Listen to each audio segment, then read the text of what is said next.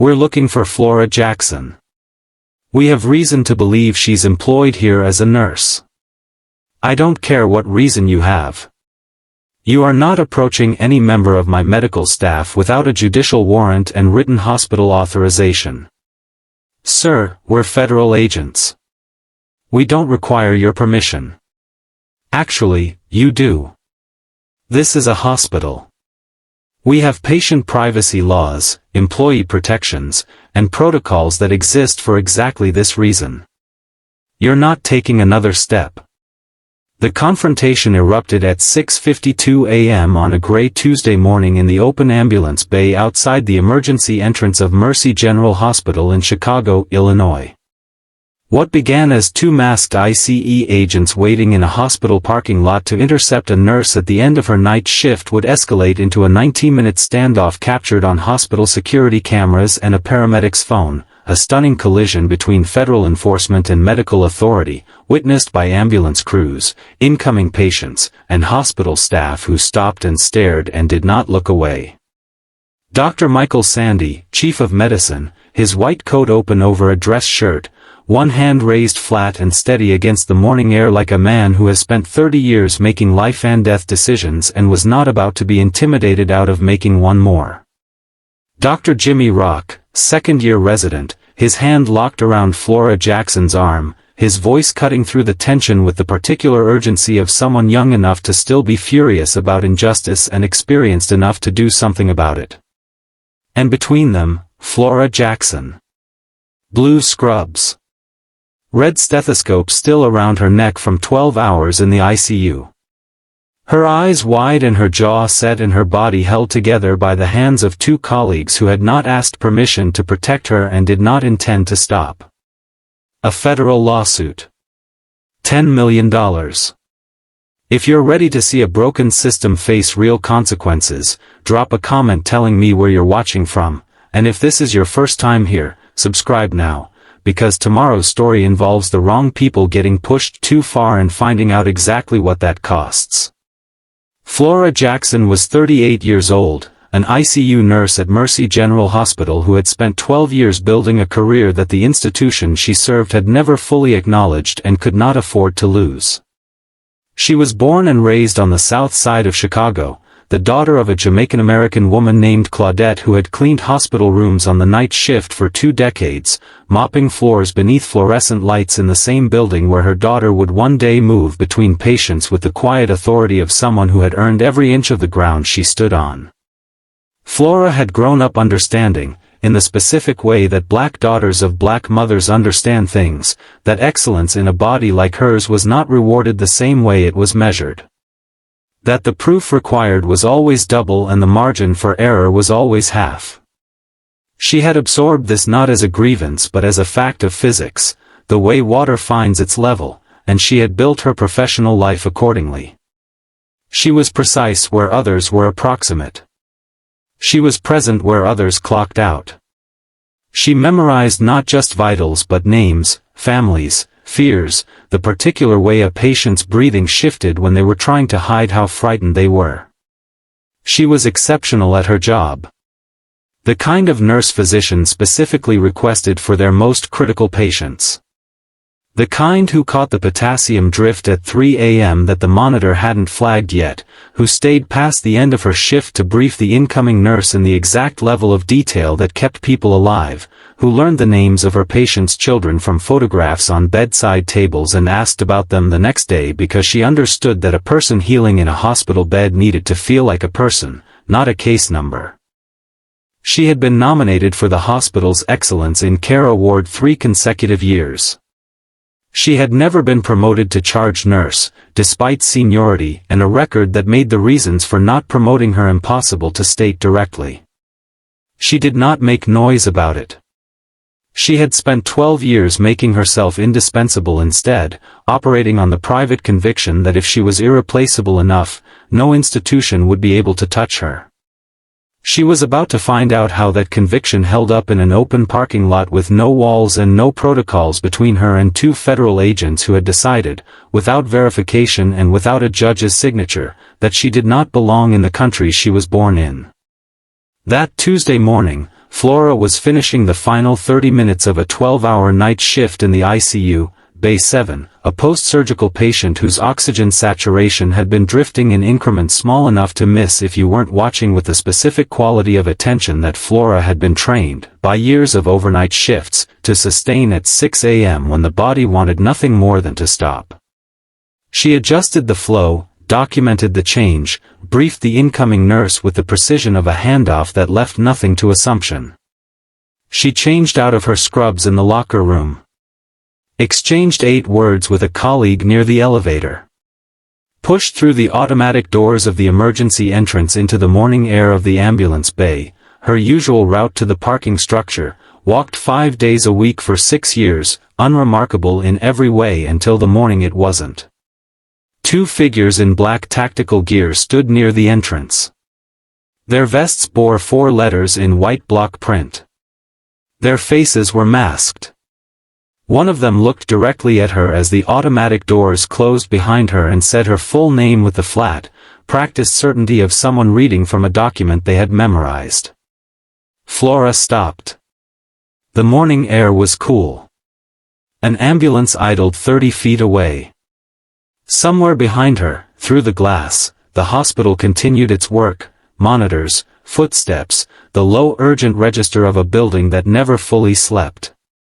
Dr. Michael Sandy was crossing the ambulance bay when he heard what the agent said next. He did not break stride. He changed direction. The hospital's protocols for law enforcement access to staff were unambiguous. What happened in the next 19 minutes was not. The monitor in Bay 7 said the patient was stable. Flora Jackson did not believe the monitor. It wasn't a single number that told her.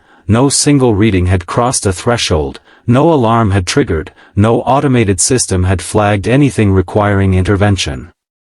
It was the pattern. The way the oxygen saturation had moved across the last 90 minutes in increments so small they would look like normal variation to anyone reviewing the chart in the morning. Down 0.4. Back up 0.2. Down 0.6. The kind of drift that a less experienced nurse might attribute to sensor placement or patient movement or the ordinary noise of a body in recovery from surgery. Flora had been watching it since 1:15 a.m. and she did not think it was noise. She pulled her chair closer to the bay and sat with it. Not anxiously, Flora did not do things anxiously, but with the focused stillness of someone who has learned, over 12 years of overnight shifts, that the body communicates in a language quieter than alarms and more reliable than machines, and that the job of a good ICU nurse is to become fluent in it. The patient's name was Gerald Osei.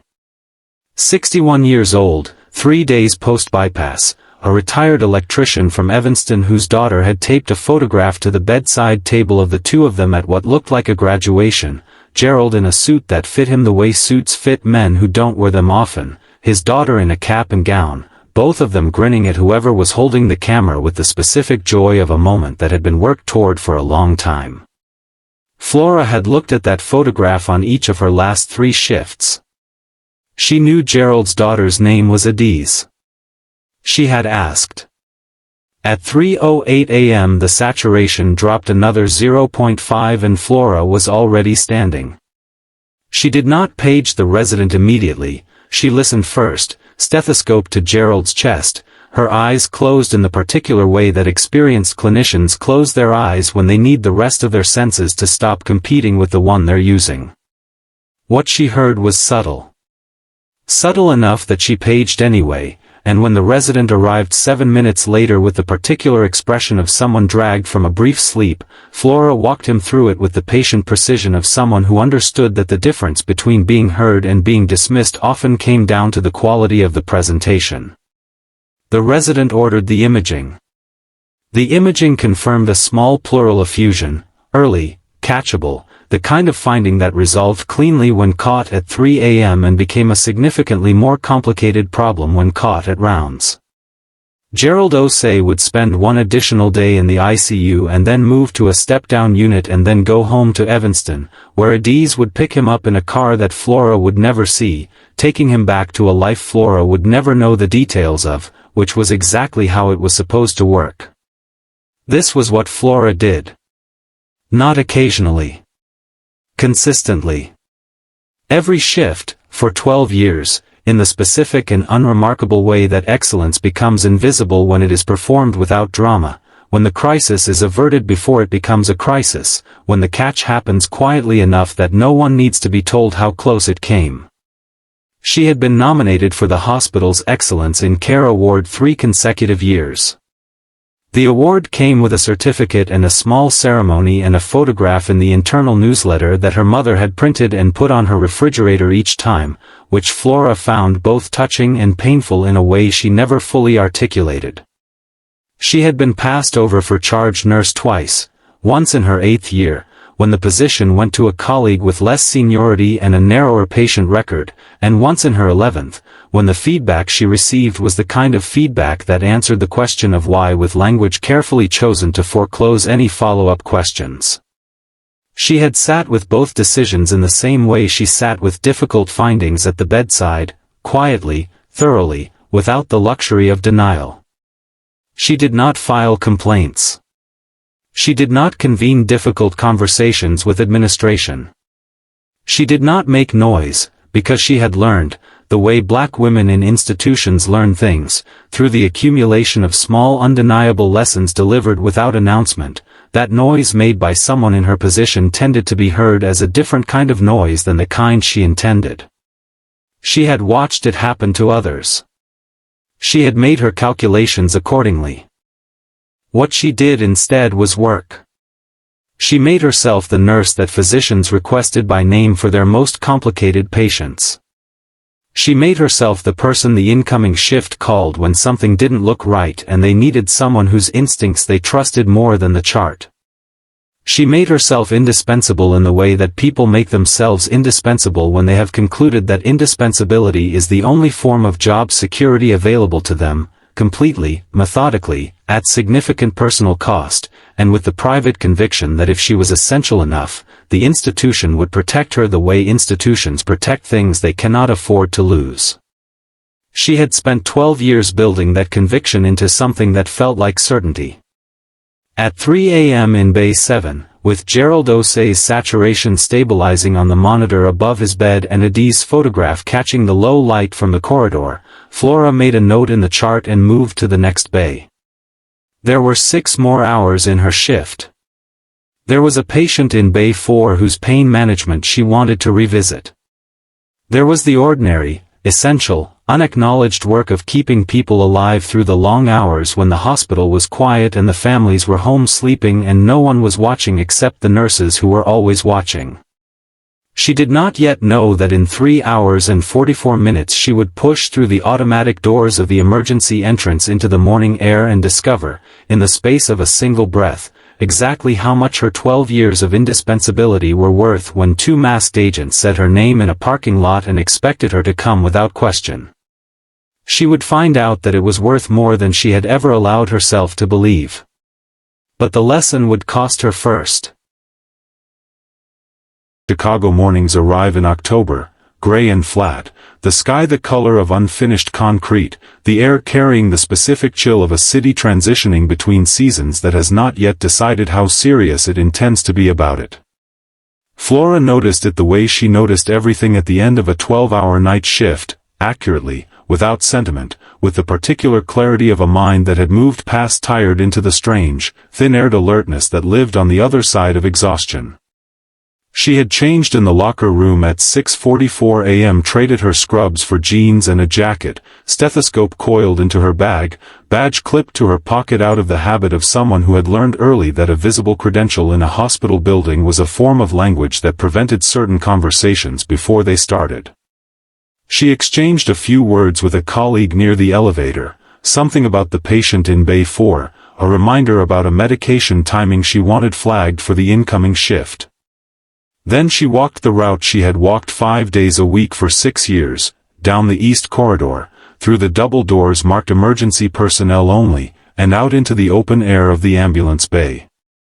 She saw them before she had fully processed what she was seeing. Two figures standing near the entrance, angled toward the door in a way that was not casual, positioned, she would think later, the word arriving with the precision of retrospect, they were positioned. Black tactical gear. Helmets. Vests with 4 white letters that her brain registered and immediately tried to contextualize as something other than what they were, because what they were did not belong in a hospital parking lot at 6:52 in the morning. An ambulance sat idling 20 feet to her left. A paramedic crew was running a checklist near its rear doors. The emergency entrance glowed red above the automatic doors she had just walked through. The taller agent looked at her and said her full name. Flora M. Jackson. All 3 parts, in the flat declarative tone of someone reading from a document, no question in it, no introduction, no explanation of who they were or what authority they carried or why they were standing in the ambulance bay of a hospital at dawn saying the full name of a woman who had just finished a 12-hour shift keeping people alive. She stopped walking. The automatic doors closed behind her. The agent took a step forward and said she needed to come with them. That there were questions about her status that required immediate clarification. That this would go more smoothly if she cooperated without delay. Flora Jackson had spent 12 years making herself indispensable in an institution that rewarded her excellence quietly and forgot it publicly, and she had done it on the private conviction that documentation and credentials and citizenship were a form of armor. She felt, in that moment, every piece of that armor fail simultaneously, not dramatically, not with noise, but in the sudden nauseating way that certainty fails when reality contradicts it without warning. She was a United States citizen. She had a passport. She had a background clearance from the previous year that had required federal verification. She was standing outside the building where she worked with her badge on her jacket and her stethoscope in her bag, and she could not locate, in the 3 seconds between hearing her name and feeling the cold move through her chest, a single thing she could say that would make these men see her the way her credentials said she was supposed to be seen. She did not get to say anything. Because Dr. Michael Sandy was already moving. He had come through the ambulance bay entrance from the parking structure, post-overnight consult, on his way into the building, and he had heard the agent's second sentence and changed direction without breaking stride, crossing the tarmac in the unhurried but absolute way of a man who had spent 30 years making decisions that could not be undone and had therefore learned to make them without hesitation. He placed himself between Flora and the agents and raised one hand, palm out, steady in the morning air. He did not shout. He did not perform authority. He simply used it. He told them that no member of his medical staff would be approached without a judicial warrant and written hospital authorization. He told them that Flora Jackson was a United States citizen and an employee of Mercy General Hospital, and that she was currently standing on private medical property where patient privacy statutes, employee protections, and constitutional guarantees applied without exception. He said the words Fourth Amendment the way physicians say the name of a condition to a patient who needs to understand exactly what they are dealing with, clearly, without softening, giving the information the gravity it carries. The agent cited federal authority. Dr. Sandy cited federal law. The exchange had the character of two people speaking different languages who each believed they were being perfectly clear. Dr. Jimmy Rock had come through the same entrance 40 seconds behind Sandy, and he did not pause at the perimeter of the situation to assess it. He walked directly to Flora's side and put his hand on her arm just above the elbow and did not let go. He was 29 years old, 14 months into his residency, and he had the expression of someone who had not yet been in the profession long enough to have learned the particular institutional habit of calculating personal risk before acting on instinct. Later he would say simply that he saw what was happening and went to where Flora was, and that the decision did not feel like a decision. It felt like the only available response to a thing that was wrong. A paramedic named Carver, running his equipment checklist near the rear of the ambulance, looked up at the sound of raised voices. He watched for 3 seconds. Then he took out his phone. The agents had the posture of people who had run this operation before, who had arrived at workplaces and said names and watched the named person comply, because compliance was what people did when federal authority arrived with tactical gear and the expectation of no resistance. They had not planned for a gray-haired physician with a stethoscope around his neck and 30 years of institutional standing in his voice and no apparent interest in moving. They had not planned for a resident in a white coat with his hand locked around a nurse's arm like a structural element. They had not planned for the paramedic's phone, or for the second crew that emerged from the bay doors and stopped, or for the hospital security officer who appeared at the emergency entrance and stood in the doorway assessing the scene with the expression of someone about to make a phone call. 19 minutes. The agents did not move forward. The doctors did not move back. The ambulance idled. The phone was recorded. The red emergency sign burned above the doors in the gray morning light like a word that meant exactly what it said. Not one person moved aside. Patricia Voss did not run.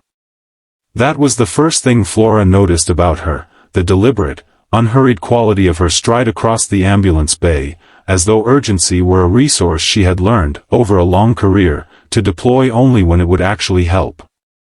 She was the hospital's senior legal counsel, 51 years old, and she moved with the particular economy of someone who had handled enough crises to understand that arriving at one out of breath and visibly rattled was its own form of concession.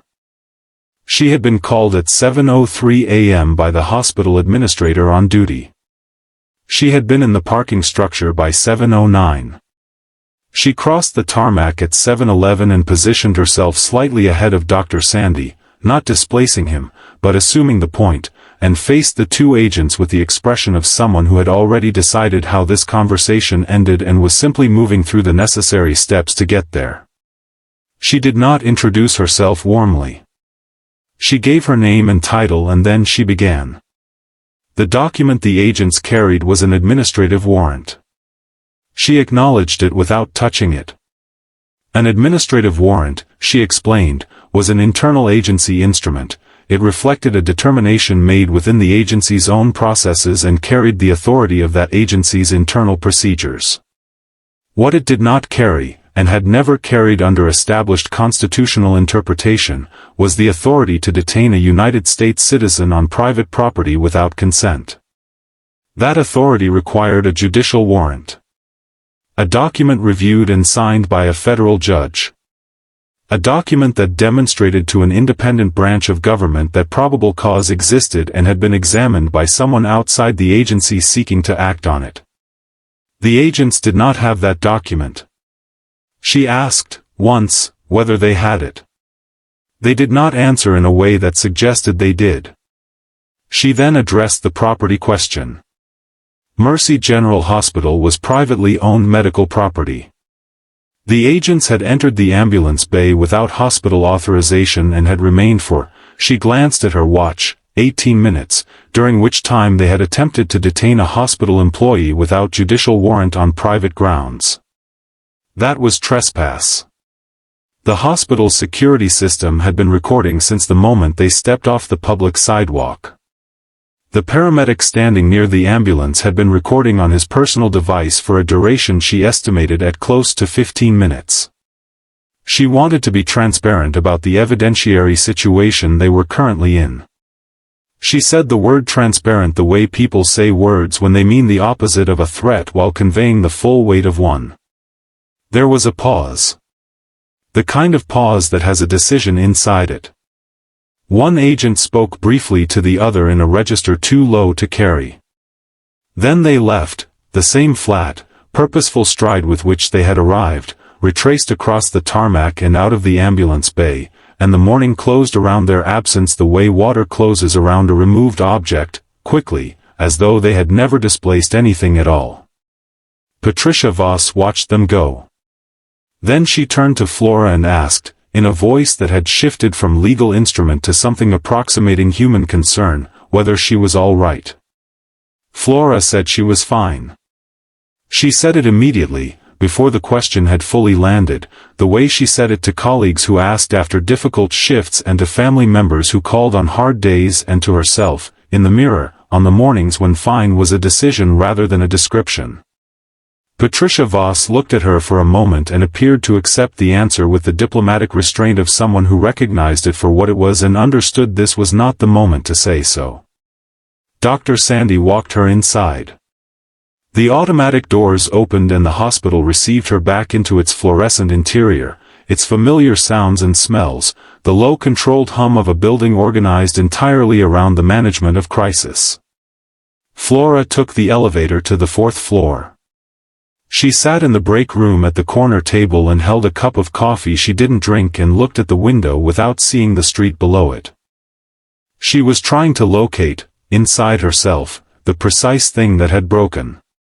Not dramatically, nothing had shattered, no single belief had collapsed with the clean finality of something falling.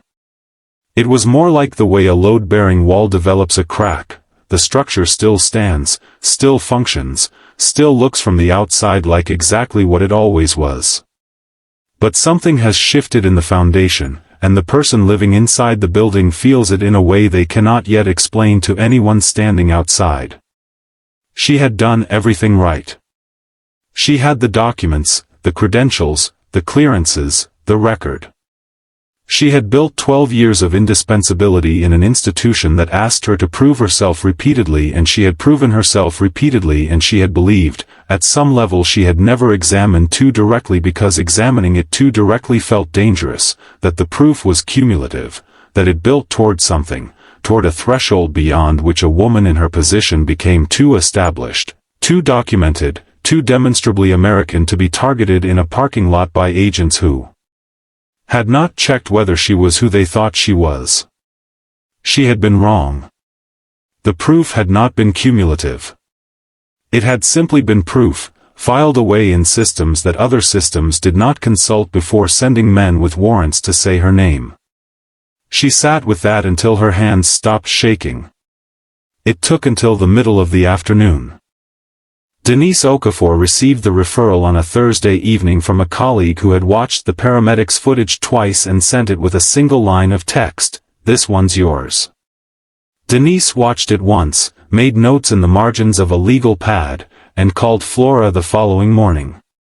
She was direct in the way that people are direct when they have been doing difficult work long enough to understand that clarity is a form of respect. She told Flora that the footage was powerful and that powerful footage changed public conversations, which mattered. It did not, by itself, change federal court outcomes. What changed federal court outcomes was the internal record, the documents that agencies generated and guarded and occasionally, under the pressure of discovery, were required to produce. Her job was to get that record. She was very good at her job.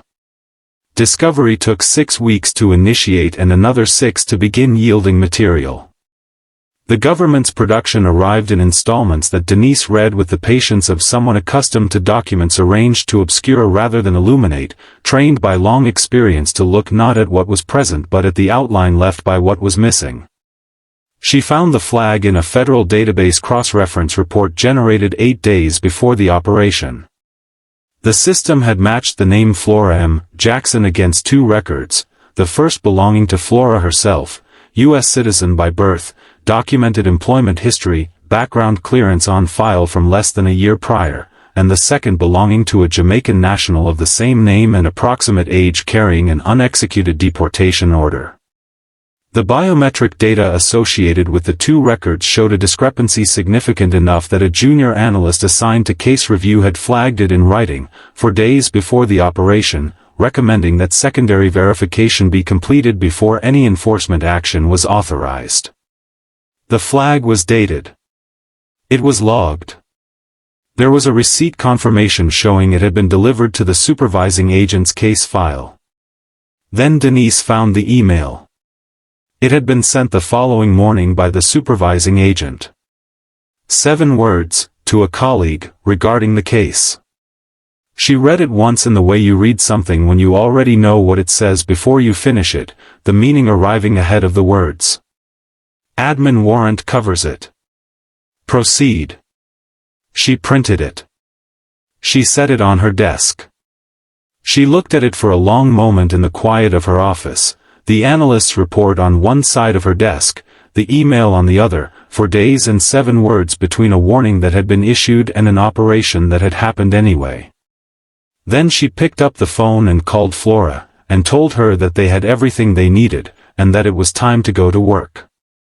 The hospital released the security footage on a Friday afternoon in response to a public records request filed by a Chicago health reporter who had received a tip from someone in the emergency department. The paramedic, his name was Carver, Marcus Carver, 26 years old, 18 months on the job, posted his phone video to his personal account at almost the same moment, not in coordination with anyone, simply because he had been sitting with the footage for 3 days and had decided, in the particular way that young people decide things when they cannot locate a reason not to, that people should see it. By Saturday morning, they had seen it. By Saturday afternoon, they had seen it several million times. The clip that traveled furthest was 53 seconds. It opened on the 2 agents in the ambulance bay, the width of their shoulders, the IC vests, the posture of men who had arrived expecting compliance, and then cut to the moment Dr. Sandy raised his hand, palm flat, steady in the gray morning air, and began to speak.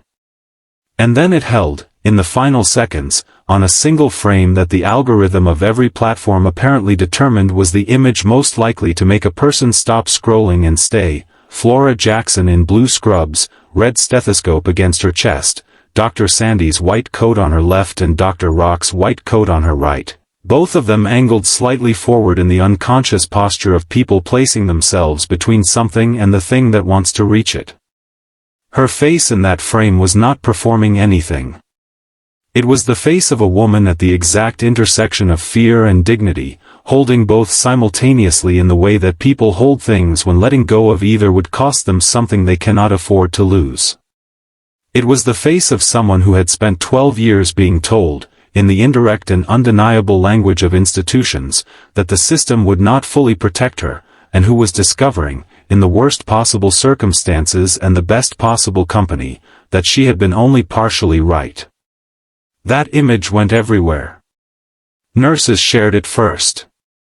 ICU nurses, emergency nurses, floor nurses, travel nurses, nurses who had left the profession and nurses who had been in it for 30 years and nurses who were 3 months out of school and still learning what the work asked of them.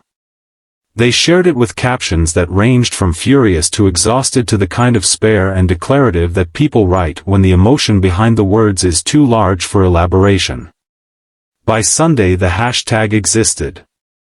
By Monday it was a movement in the specific social media sense, not a trend, which rises and falls in the news cycle's rhythm, but a sustained presence, fed daily by new photographs that kept arriving from hospital parking lots and emergency entrances and ambulance bays across the country. They were formation photographs. Healthcare workers standing together outside their own emergency entrances, arms linked or hands on shoulders, some in scrubs and some in white coats and some in the street clothes of people who had come in on their day off specifically to be in the picture. A nursing staff of 47 in Houston, arranged in 4 rows in front of their hospital's main entrance in the early morning before their shift. A single ICU nurse in rural Montana standing alone outside a small regional hospital with her arms crossed and her chin level, the emergency sign above her the same red as the one above Mercy General, the expression on her face carrying the particular quality of someone who has decided something and is not interested in discussing it further. An entire surgical team in Baltimore still in their scrubs at the end of a shift, assembled in the parking lot by a charged nurse who had sent one text to the group chat that said only, "Parking lot, 5 minutes, wear your badge." The American Nurses Association issued a formal statement on Tuesday after the footage was dropped. It was 4 paragraphs and it was carefully worded, and it said, in the language of institutions communicating with other institutions, that what had occurred outside Mercy General Hospital on that Tuesday morning represented an unacceptable incursion into a protected medical environment and a violation of the constitutional rights of a healthcare worker who deserved, as all healthcare workers deserved, to move to and from their place of employment without fear of unlawful detention. The statement used the word unacceptable twice. It did not use the word shocked, because the people who wrote it were not shocked, and the people who read it understood that the absence of that word was itself a statement. A Senate Health Subcommittee announced an inquiry the following week. 2 members of the committee issued individual statements. A hearing date was set. The phrase sanctity of medical spaces began appearing in legislative language in a way it had not appeared before, borrowed from the coverage and carried into the formal record by staffers who understood that language, once it entered the legislative record, had a persistence that news cycles did not. ICE released a statement on Friday after the footage was dropped. It was 3 paragraphs long. It was written in the passive voice with the specific expertise of an institution that has learned to acknowledge events without accepting responsibility for them, noting that an operation had occurred, that procedural questions had been identified for internal review, that the agency remained committed to lawful enforcement conducted in accordance with applicable guidelines. It did not name Flora Jackson. It did not use the word error. It did not use the word apology. Denise Okafor read it once and filed it alongside the analyst's report and the 7-word email and said nothing publicly, which was, by that point, its own form of argument. The federal case was heard 8 months later in a courtroom that had the particular quality of rooms where consequential things happen, not grand, not dramatic, simply serious in the way that spaces become serious when the people inside them understand what is at stake and behave accordingly. Denise Okafor presented the documentary evidence on Wednesday. She moved through it the way she moved through all evidence, methodically, without theater, allowing the record to make its own argument. The analyst's report. The biometric discrepancy, flagged in explicit language 4 days before the operation, recommending secondary verification before any enforcement action was taken. The receipt confirmation showing the report had been delivered to the supervising agent's file. The judicial warrant request, initiated and then abandoned without explanation. And then the email, 7 words, read aloud in a federal courtroom in the same flat, clear voice Denise used for everything, given no additional weight by her delivery because it did not require any. The government's attorneys argued procedural compliance and good faith enforcement action. Denise did not argue against the characterization directly. She asked the court to note the sequence of dates, the analyst's report, the email, the operation, and allow the timeline to speak for itself. The timeline was not ambiguous. Flora testified on Thursday. She had prepared thoroughly and without performance, because she was not a person who performed things and the truth she had to tell did not require embellishment. She described the night shift in clinical detail, Bay 7, Gerald Osei, the oxygen saturation drift, the pleural effusion caught at 3 a.m. She described changing in the locker room and walking the route she had walked 5 days a week for 6 years and stepping through the automatic doors into the gray October morning and hearing her name said by a man whose face she could not see. She described what happened in her body in that moment.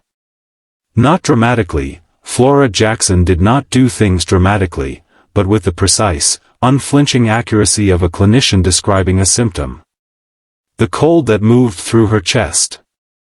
The inventory she ran, involuntarily and instantaneously, of every credential she possessed, every document filed safely at home, every proof of citizenship and employment and cleared background check, and the sickening speed with which she understood that none of it was going to matter in the next 30 seconds if 2 agents in a parking lot decided it didn't.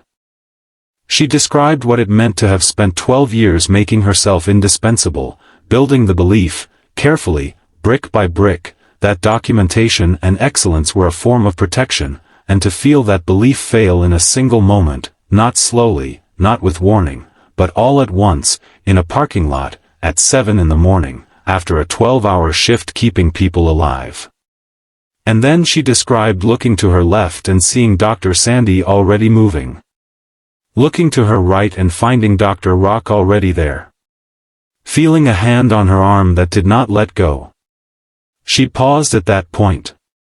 The courtroom was quiet in the absolute way that courtrooms are quiet when every person in them has stopped thinking about anything except what is being said. "I had spent 12 years, Flora said, her voice steady in the way that voices are steady when the emotion behind them has been lived with long enough to become something other than raw, believing that I had to make myself impossible to remove. That if I was essential enough, the institution would protect me. That I was responsible for my own safety because no one else could be trusted with it." She looked at her hands briefly, then back at the room. "I was wrong about that. Not about the work. About the part where I had to do it alone." The jury deliberated for less than a day.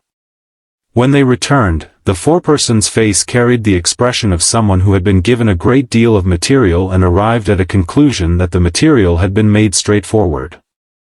They found Flora Jackson. On every count. Without qualification. The federal court entered the settlement on a Tuesday morning in late spring. $10 million. The number moved through news alerts and social media notifications and the phones of healthcare workers across the country who had followed the case from the moment the footage dropped, who had stood in their own parking lots for photographs, who had typed Flora's name into search bars at midnight, who had watched the 53-second clip and recognized in Flora's face something they had felt in their own bodies and never seen reflected back at them so plainly on a hospital security camera. Flora received the news in Denise's office. She sat in the same chair where, 8 months earlier, Denise had told her they had everything they needed, and she listened to the number and was quiet for a moment in the way she was quiet when she was processing something true. Then she said thank you, to Denise, specifically, by name, in the direct and unadorned way that Flora said everything, and Denise, who had spent 22 years in rooms where settlements were delivered and had developed a professional equanimity about most of them, found that she needed a moment before she responded. Flora did not hold a press conference. She did not give an interview that week, or the week after. What she did was work with Denise on a written statement that was released through the law office on a Wednesday afternoon, 11 sentences long, that said what she wanted said and nothing she didn't. She thanked Dr. Michael Sandy by name. She thanked Dr. Jimmy Rock by name. She thanked Marcus Carver, the paramedic, by name, a detail that made Carver, when he read it on his phone during a shift, have to sit down for a minute in the back of his ambulance and collect himself. She thanked Patricia Voss and the hospital security officer who had appeared in the doorway and the 2 nurses who had stepped closer instead of away. She named each of them because she had thought carefully about what the past 8 months had taught her about what protection actually looked like, and she had concluded that it looked like specific people making specific decisions, and that specific people deserved to be seen for specific things. And then she announced the fund. The Jackson Healthcare Worker Defense Fund was incorporated the same week as the settlement. A significant portion of the $10 million, the exact figure she declined to make public, was directed into an endowment that would provide legal resources to nurses, technicians, paramedics, and other healthcare workers facing civil rights violations in or around medical workplaces, wrongful targeting, unlawful detention attempts, constitutional violations in spaces that existed to protect human life and ought, Flora's statement argued, to be treated accordingly. The fund would cover initial legal costs for cases that couldn't wait for contingency arrangements, maintain a database of relevant case law and constitutional protections, and provide direct referrals to civil rights attorneys in cities across the country. The announcement was a single paragraph at the end of her 11-sentence statement. It was shared more widely than anything else she had said or done since the footage dropped. The plaque was installed outside the emergency entrance of Mercy General on a morning in September, mounted to the exterior wall to the left of the automatic doors, near the place where Dr. Sandy had raised his hand and where Dr. Rock had held on and where Flora had stood for 19 minutes in the gray October air and felt the ground shift beneath everything she thought she understood about what it meant to be protected. The installation was quiet. Flora was there, and Sandy, and Rock, and Carver, and Denise, and a small number of staff who had been in or around the ambulance bay that morning and had never fully stopped carrying it. No speeches were given. Someone had brought coffee. The superintendent of the hospital said a few words that were brief and genuine and did not attempt to claim institutional credit for things that individuals had done. The plaque was bronze, modest in its dimensions, flush against the exterior wall in a way that would cause people to walk past it for months before they noticed it, and then once they had noticed it, to always notice it. It read, "This ground was held. Flora Jackson and the staff of Mercy General Hospital. Nothing else. No dates, no case numbers, no legal citations. Just the fact of it, recorded in metal, in the place where it happened, where ambulances would continue to idle and paramedics would continue to run their checklists and the red emergency sign would continue to burn above the doors in every kind of weather, bearing witness to whatever the next morning brought." Flora stood in front of it for a moment after the small gathering dispersed. She read it once, not for information, but for the feeling of it, the specific weight of a true thing stated plainly in a place where it was true. Then she turned and walked through the automatic doors. She returned to the ICU on a Monday. Day 7. Night shift. The monitors were doing what monitors do. The corridor had the familiar low hum of a building that never fully slept, and somewhere in the unit a patient needed the kind of attention that only someone who had been doing this for 12 years, with the particular quality of presence that Flora Jackson brought to every shift, could reliably provide. She set her bag down. She clipped her badge to her scrubs and got back to her duty. Thank you for watching this story all the way through. It means more than you know. If Flora's story moved you, hit that like button and share this video so more people can see what happens when ordinary people decide that this is the line and they are standing on it. Subscribe if you haven't already, because the next story is coming, and it involves the wrong people getting pushed too far and finding out exactly what that costs.